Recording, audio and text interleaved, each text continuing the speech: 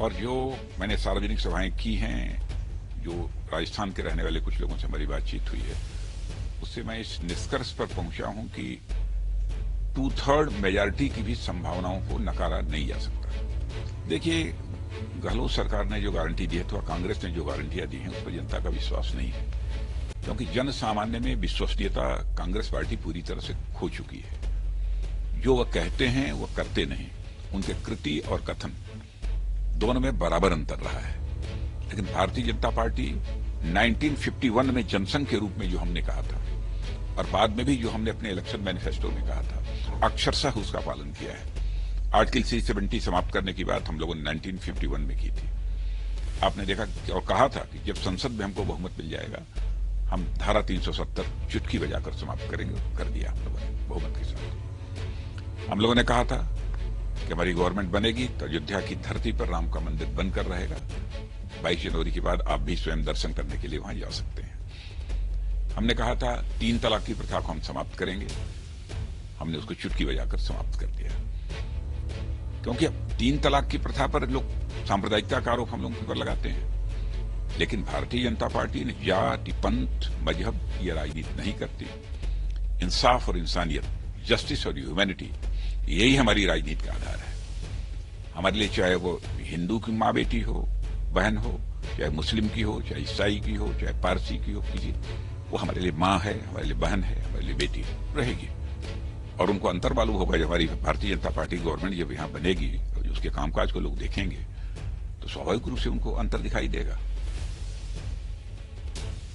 क्योंकि कांग्रेस की हुकूमत में यहां पर राजस्थान जो है विकास की राह छोड़ चुका है और दुर्गति के रास्ते पर चल पड़ा। हाल ही में राहुल गांधी, प्रियंका गांधी और मल्लिकार्जुन खड़गे के कई दौरे रहे।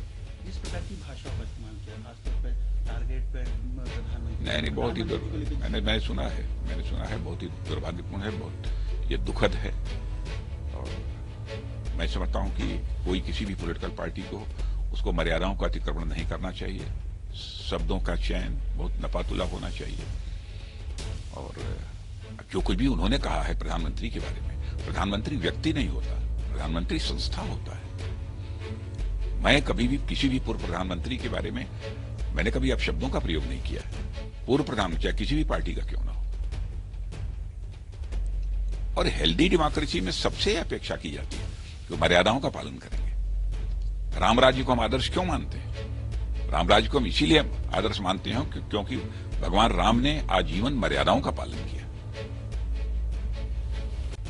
तभी वे अच्छी शासन व्यवस्था देना चाहते हैं, अच्छी हुकूमत यदि हम देना चाहते हैं। जो लोग इस शिखर पर बैठे हैं अथवा जिनकी भी भागीदारी है उस हुकूमत में, उस शासन में, उनको कभी भी मर्यादाओं का अतिक्रमण नहीं करना चाहिए।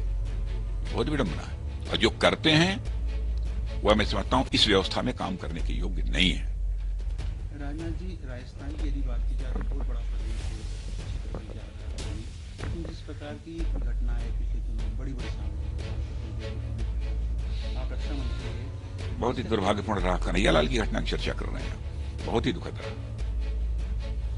मुख्यमंत्री अशोक गहलोत बार बार ही कहते हैं एनआईए को जांच सौंप दी है, लेकिन अब तक आगे क्या हुआ उसकी अपडेट हमारे। प्रश्न होता है कि इस प्रकार की जघन्य अपराध क्यों होते हैं? अब बड़ी संख्या में बाई चांस एक आंख हो जाए तो बात समझ में आती है, लेकिन लगातार कई घटनाएं हुई हैं। किसी मुझे पूरा याद नहीं, रतनलाल सैनी, कोई जाटो और क्या क्या, वाल्मीकि, किसके साथ नहीं हुआ है?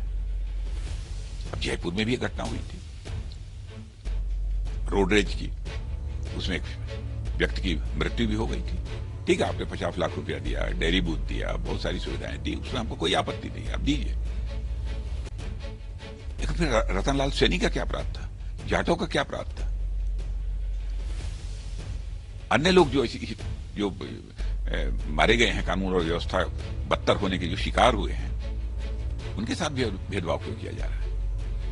माने ये तुष्टीकरण की राजनीति है। तुष्टीकरण की राजनीति नहीं की जानी चाहिए। राजनीति इंसाफ की होनी चाहिए, जस्टिस की होनी चाहिए। राणा जी, बड़ा इशू रहा इन चुनावों में। कई जो केंद्रीय एजेंसियां हैं उन्होंने यहाँ पर कई कार्रवाई की, कुछ करोड़ों रुपए सोने की, लेकिन लेकिन कांग्रेस के नेता लगातार यही आरोप, आज सुबह भी प्रेस कॉन्फ्रेंस थी कि केंद्रीय एजेंसियों का दुरुपयोग किया, वो ये आरोप लगातार प्रश्न ये इन एजेंसियों का जो काम है, जिस पर्पज से बनाई गई है, वो तो एजेंसी अपना काम कर रही है, क्योंकि भारतीय जनता पार्टी भ्रष्टाचार के सख्त खिलाफ है। और मैं तो कांग्रेस के लोगों को कहना चाहता हूं, 9.5 वर्ष से हमारी गवर्नमेंट चल रही है, क्यों नहीं किसी मंत्री के ऊपर भ्रष्टाचार का आरोप लगा देते? क्या हमने रोक रखा है उनको? आज अटल बिहारी वाजपेयी जी की सरकार थी, क्यों नहीं किसी मंत्री के ऊपर भ्रष्टाचार का आरोप लगा? जब आपकी ही गवर्नमेंट रहती है, तब क्यों भ्रष्टाचार के आरोप लगते हैं? और सेंटर में इनकी गवर्नमेंट थी, तो 2G मामले में आपने देखा होगा, इनके मंत्रियों